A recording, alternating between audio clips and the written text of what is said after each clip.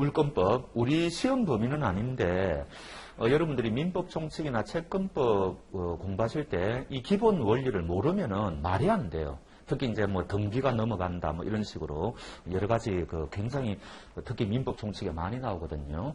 그 중에 이제 이 특히 공신의 원칙 이게 핵심인데 고전에 물권이라는 말 자체를 사회에서 별로 쓰지 않는다 그랬지 않습니까? 핵심은 이거예요.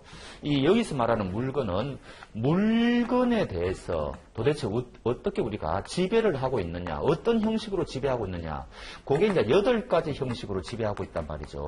그거를 다루는 게 물권법입니다. 그런데 여러분들이 8가지를 다 아실 필요는 없고, 소유권은 여러분들이 워낙 현실에서 많이 쓰니까, 저당권도 은행하고 관련해서 많이 쓰니까 그런 정도만 보시면 되고, 뭐 지역권이라는 게 있는데 그거는 민법 총칙일 때 한 번도 안 나와요. 그 다음에 지상권이라는 말은 간혹 나오거든요. 그래서 그 지상권 이런 정도 개념을 좀 아실 필요가 있다. 그렇게 말씀을 드리겠습니다. 자, 그런데 아까 우리가 첫째 시간에 채권하고 물권의 차이가 뭐냐? 물권은 내한테 이 물건에 대해서 어떤 식으로 지배하고 있는지 모든 사람에게 권리를 주장할 수가 있다고 말씀드렸죠. 예를 들어가지고 지금 제가 이 프린터가 이거 제 소유물이지 않습니까? 그러면 이거는 내 거다라고 모든 사람한테 다 주장할 수가 있죠. 근데 아까 채권은 안 그랬죠. 계약을 맺은 그 사람에게만 권리를 주장할 수가 있지 않습니까? 그게 채권하고 물권의 결정적인 차이예요. 그래서 물권은 모든 사람에게 권리를 주장할 수 있기 때문에 함부로 이거를 만들어내가지고 이거 내 거다 주장하면 큰일 날 거 아닙니까? 그러니까 내 법에서는 8가지만 인정하겠다 해가지고 요거를 우리가 물권 법정주의라고 그래요. 그래서 8가지다. 요거 외우실 필요 없습니다. 그 시험 범위가 아니라 그랬지 않습니까? 그래서 기본적으로는 이렇다 해가지고 그럼 요 도대체 8가지가 어떤 게 있느냐 한번 보자는 이야기죠. 제가 지금 이 물건을 점유라는 말도 우리가 사회에서는 잘 쓰지는 않죠. 그래도 이해는 하실 겁니다. 여러분 용어를. 점유라는 말은 이 물건을 실제로 지배하고 있을 때 우리는 그거를 점유라고 그러죠. 그러면 저는 이 종이를 지금 제가 실제로 지배하고 있지 않습니까? 그러면 저는 여기에 대해서 점유권이라는 권리가 있는 거예요. 동시에 소유권도 있는 거죠. 권리가 2개 있는 겁니다. 점유권도 있고 소유권도 있다. 그래서 이런 걸 우리가 점유권이라고 합니다. 근데 이거는 자세하게 들어갈 필요가 없는데 왜 이게 이제 약간 테마가 되는 거니까 정당성이 없어도 인정이 돼요. 무슨 말인가 하니까 절도범도 점유권은 인정이 돼요. 자, 지금 제가 이게 만약에 중요한 보석이라고 칩시다. 근데 절도범이 이걸 훔쳐갔어요. 그럼 절도범은 이 보석에 대해서 소유권이 인정될까요? 안 될까요? 안 되겠죠. 훔쳐갔다고 해서 소유권이 넘어가는 건 아닙니다. 근데 그 보석을 절도범이 사실상 지배하고 있기 때문에 점유권은 인정이 돼요. 그럴 때 써먹는 거거든요. 저는 거꾸로 이 보석을 잃어버렸지 않습니까?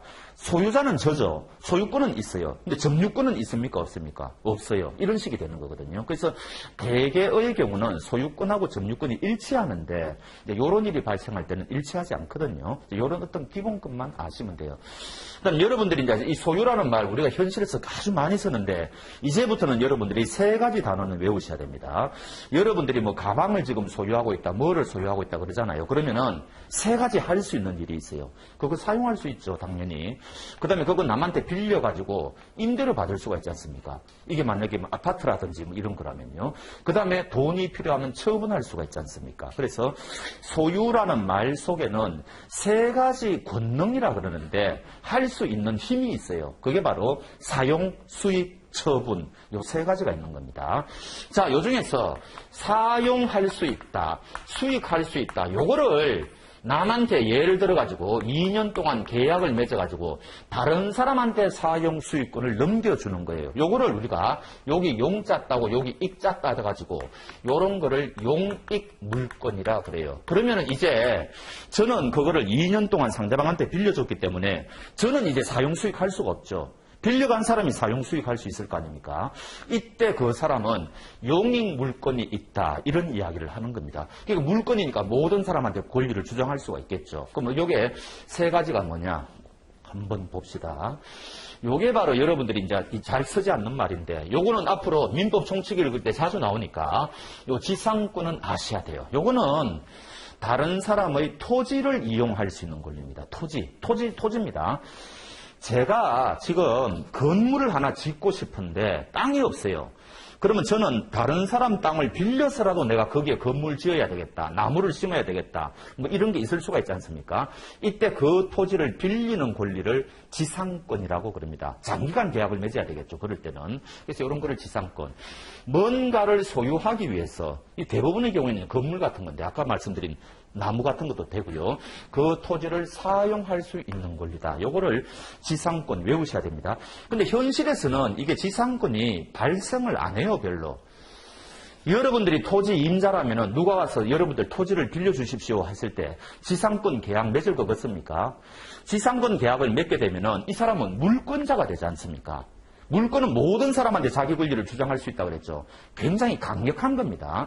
땅 주인 입장에서는 그런 식으로 토지를 빌려주기가 싫은 거예요. 빌린 사람이 권리를 세게 가지니까. 그럼 어떤 식으로 빌려주길 원하냐? 그게 바로 여러분들이 잘 아시는 임대차입니다. 임대해주겠다는 거죠. 그래서 현실에서는 대부분 토지 같은 거를 빌릴 때 임대차의 형식으로 이거를 하지 지상권의 형식으로는 안 해요. 그런데 법에서는 지상권이 있으니까 우리가 개념 정도는 아셔야 된다. 이런 이야기입니다. 그래서 임대차하고 거의 비슷한 건데 단지 차이가 뭘까요? 임대차는 채권이에요. 채권. 근데 요거는 물권이라고 그랬죠. 채권과 물권의 차이는 조금 이따가 보겠습니다. 어찌됐든 이제 이 사람은 이 토지를 계약기간 동안 사용할 수 있는 권리가 생긴다. 모든 사람한테 주장할 수 있다. 이렇게 되는 거죠. 그래서 지상권 꼭 아셔야 되고 요거는 모르셔도 돼요. 요거는 민법 총칙 읽을 때나 채권법 읽을 때 한 번도 안 나오는 겁니다. 뭐 예를 들면 이런 거예요. 자, 지금 여기 공로, 지금 도로가 있는데 여기 지금 A 토지가 있고 여기 B 토지가 있는데 B 토지는 이 도로로 나가기 위해서는 길이 굉장히 멀리 뚫려 있어요. 그러니까 이 토지 가치가 굉장히 저하가 되는 겁니다. 이해가 되죠? 길로 가기에는 너무 불편하니까. 그러니까 이때 B 토지 임자가 A 토지 소유자를 만나가 당신 길을 좀 내가 통행할 수 있는 권리를 내가 좀 계약을 맺자. 그럼 여기로 왔다 갔다 하면은 이 토지 가치가 올라갈 거 아닙니까? 그 대신에 이 사람도 요 부분만 빌려주면 되죠. 전체를 다 빌려줄 필요는 없지 않습니까? 요럴 때 맺는 계약이 지역권이라는 거예요. 그런데 우리 현실에서는 거의 발생 많이 안 합니다. 그리고 민법 총칙 읽을 때 요 지역권이라는 말이 안 나온다 그랬죠. 그래서 이런 게 있다 정도만 알고 넘어가시면 돼요. 그 다음에 이거는 여러분들이 너무너무 잘 아시는 거죠. 전세. 우리 전세 많이 맺지 않습니까? 근데 질문 드려보죠. 여러분들도 여기 전세 사시는 분들이 계실 건데 그 여러분들 등기부 등본 때 보면 전세권 등기가 돼 있을까요? 안 돼 있을까요? 전세 사시는 분들. 여기는 이 전세권은 전세권이라는 등기를 해야 돼요. 그래야 모든 사람한테 내 권리를 주장할 수가 있을 거 아닙니까? 근데 현실에서 전세권 등기하는 분이 있다 없다? 95% 없어요. 그러니까 여러분들은 전부 전세 사시는 분은 이거 아닙니다. 전세권 등기를 해야 여기서 말하는 전세권이에요. 그러면은 전세권 등기를 하지 않은 전세를 뭐라 그러느냐? 그거를 채권적 전세라 그래가지고 임대차하고 똑같이 취급을 해버려요. 그러니까 다른 겁니다. 그래서 여기서 말하는 전세권은 물건이니까 물건은 외부 사람들한테 내 권리를 공시를 해야 되거든요. 등기를 해야 됩니다. 내용은 똑같아요. 우리가 여러분들이 실제 사시는 전세하고 내용은 똑같아요. 목돈 한꺼번에 주고 나중에 이제 목돈 받아 나오는 거 아닙니까? 우리나라에만 있는 제도라 그러죠. 전 세계적으로 없어요. 근데 이게 지금 이제 반전세 해가지고 지금 많이 바뀌고 있지 않습니까? 어찌됐든 그거를 전세권. 세 가지가 있어요. 용익 물건에는 지상권, 그 다음에 지역권, 그 다음에 전세권. 세 가지가 있어요. 그래서 여러분들이 전세라는 말은 개념적으로 아시는 거고, 요 개념 정도는 외우실 필요가 있다. 이제 요걸 말씀드리는 거죠. 자, 그럼 조금 전에 제가 뭐라 그랬어요? 소유권에는 사용 수익권 말고 또 무슨 기능이 있다 그랬죠? 처분 권능이 있다 그랬죠? 팔 수 있지 않습니까? 근데 이 집을 팔 때 돈을 빌려준다고 생각해 보십시오. 이럴 때 담보를 받아야 되는데, 은행 같은 경우에는 담보를 받지 않습니까? 그게 바로 저당권이죠. 그래서 요 처분 권능을 상대방한테 맡긴다는 말은 뭔가 하니까 내가 돈을 안 갚을 때는 당신이 내 부동산을 처분해도 좋다. 이거를 맡기는 거예요. 그게 바로 여러분들이 제일 많이 아시는 게 저당권이죠. 그래서 처분 권능을 맡긴다. 요거를 담보 물건이라 그럽니다. 담보 물건. 돈 빌려줄 때 담보 잡는 거 있지 않습니까? 이런 이야기죠. 그 다음에 질권은 뭐예요? 질권하고 저당권의 차이는 요거는 부동산에 대해서 이루어지는 겁니다. 요거는 동산에 대해서 이루어지는 거예요. 옛날에는 제가 대학교 다닐 때는 시계도 저당 잡아줬거든요. 전당포에서. 근데 요즘 아무도 안 잡아주지 않습니까? 요즘은 마이너스 통장이라든지 이런 게 많이 발전돼 있으니까. 근데 지금도 강남에는 명품 같은 거는 저당 잡아준다, 전당포업자가 잡아준다 그러더라고요. 그럴 때 우리는 그거를 질권이라 그럽니다. 질권. 그래서 동산에 대해서는 질권, 부동산에 대해서는 저당권. 그 다음에 유치권이라는 거는 이거는 당사자가 약정을 맺는 게 아니고 법정 요건이 갖춰지면 하는 거예요. 여러분들 길 가다 보면은 건물 올라가다가 지금 중단된 곳에 보면 보통 뭐라고 되어 있는 거니까 유치권 행사 중입니다. 이런 거 많이 보셨을 거예요. 이게 바로 그거예요. 그래서 유치권. 유치라는 말은 인도를 거절하겠다. 돈 가져오기 전에는 내가 이 물건 안 주겠다. 이런 거거든요. 그래서 이거를 우리가 유치권, 질권, 저당권이라 그러는데 요 말도 유치권, 질권도 민법 총칙 읽을 때 거의 나오지 않아요. 그냥 저당권은 여러분들이 잘 아시는 거고 그냥 감각적으로 이런 게 있다더라 정도만 보시면 되는 거지 깊게 들어갈 필요는 전혀 없습니다. 자, 전세권 말씀드렸고 담보물권 요거 말씀드려볼까요? 이게 무슨 말일까요? 채권자 평등의 원칙. 제가 A라는 사람이 채무자인데 돈을 빌린 사람인데 B라는 사람한테도 돈을 빌렸고 C한테도 빌렸고 D한테도 빌렸고 채권자가 여러 명입니다. 근데 요 사람이 제일 먼저 빌려줬고 요 사람이 나중에 빌려줬고 뭐 등등 여러 가지 사연이 있겠죠. 나중에 변제기에 도달했을 때 먼저 빌려준 사람이 먼저 돈 받을 자격이 있습니까? 어떻게 돼요? 없어요. 모든 채권자는 평등합니다. 모든 채권자는 평등해요. 그러니까 먼저 돈 받아 가는 사람이 장땡이에요. 그러면은 여러분들이 A라고 B라고 생각해 보십시오. 돈을 빌려줄 때 그냥 돈 빌려주면 됩니까? 안 됩니까? 채권자들은 평등한데 나중에 돈을 회수할 그 가능성이 없는데 이때 요구되는 게 담보라는 거예요. 담보. 그래서 이 사람은 부동산에 저당권을 딱 설정해 놓으면 어떻게 됩니까?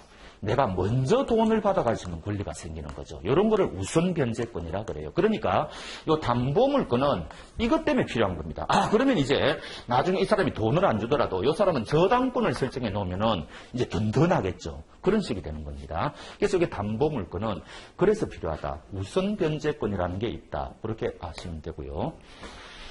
요거는 너무 깊게 들어가지 맙시다. 유치권은 이제 법에서 인정하는 건데, 요거는 사실은 우선 변제권은 없는데, 실제로는 있는 결과가 생기는데, 너무 자세하게 들어갈 필요는 없습니다. 유치권, 그 다음에 질권 말씀드렸죠. 그 다음에 저당권 말씀드렸죠. 그래서 8가지다.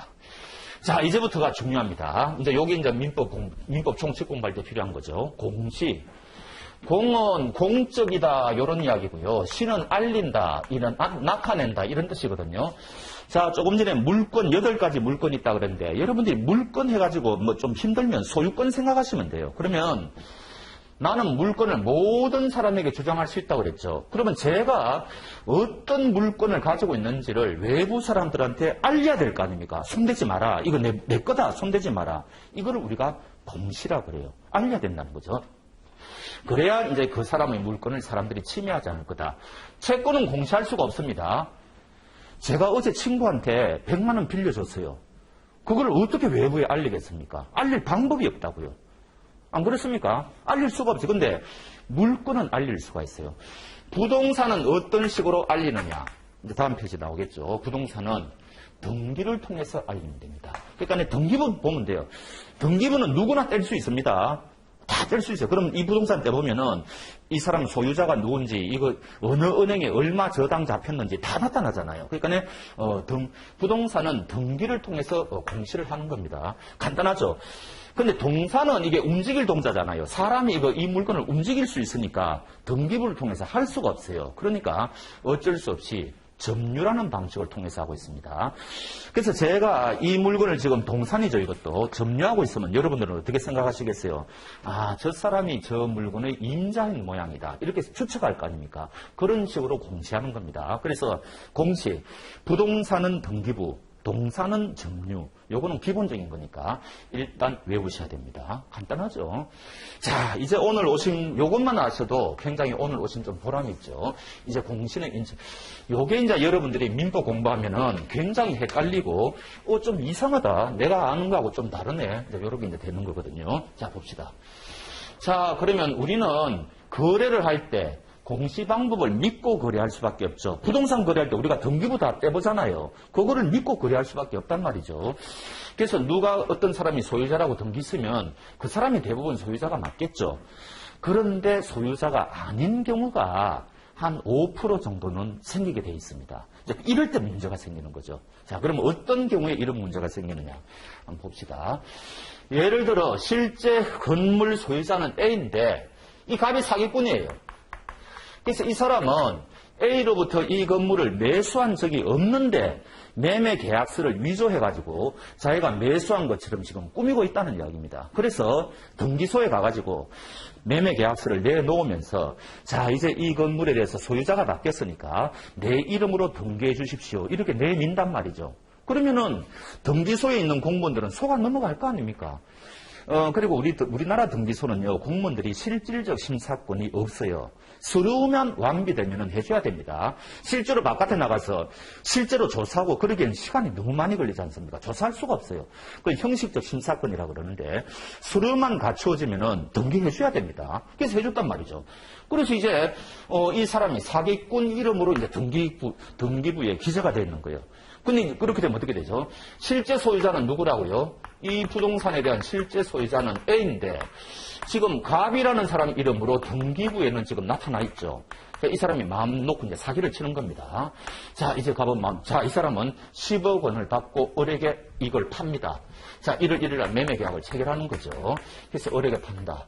여러분들이 을이라면 어떻게 할까요? 등기부 당연히 떼보겠죠. 떼보니까 이 사람이 소유자라고 돼 있네요. 그러면 을은 이 사람한테 10억 원을 나중에 이제 주겠죠. 10억 원을 주고 이 사람한테 등기를 넘겨받을 겁니다. 질문. 이 사람은 소유자가 될 수 있을까 없을까? 이게 문제거든요.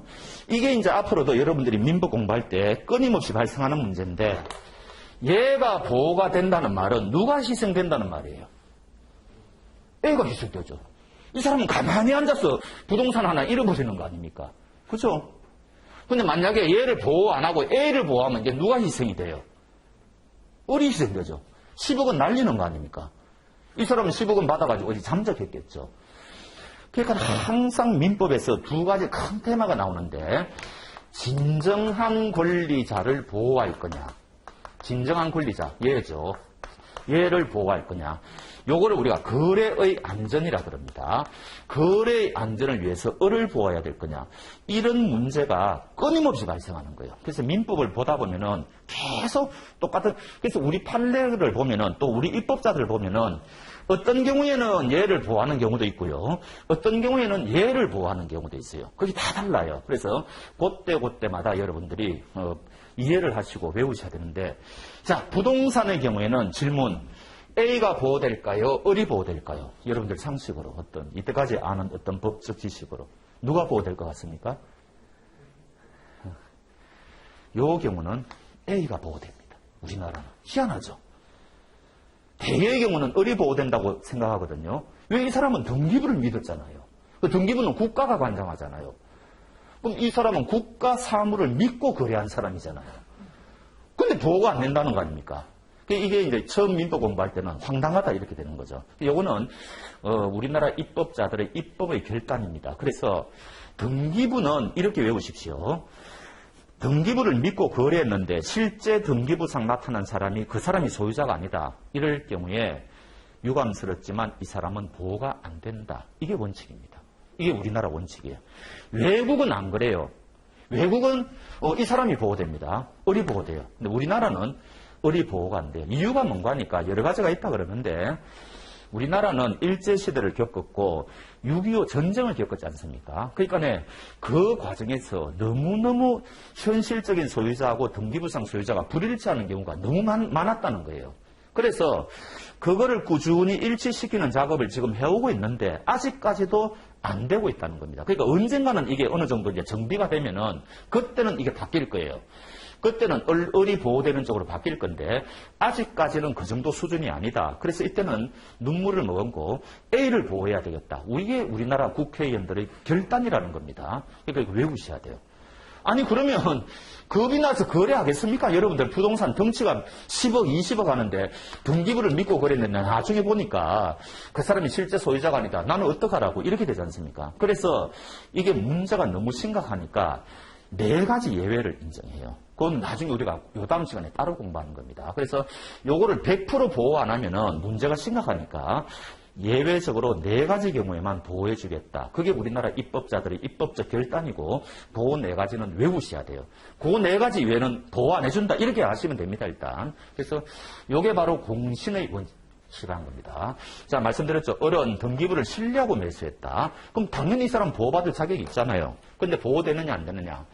자, 진정한 권리자 A를 보호할 것인가, 거래의 안전을 위해서 을을 보호할 것인가. 이 문제는 민법 전반에 걸쳐서 끊임없이 제기된다. 이때 그때마다 다른 결론이라고 그랬죠. 자, 여기에서는 공신의 원칙. 믿었다는 이야기 아닙니까? 그러면 이 사람은 믿었다는 이야기죠. 부동산을 믿었다는 이야기죠. 근데 이 사람은 보호된다고요? 안 된다고요? 안 된다는 거죠. 부동산에 대해서는 공신의 원칙이 인정되지 않는다. 이제 이렇게 되는 거죠. 이유는 뭐냐 말씀드렸죠.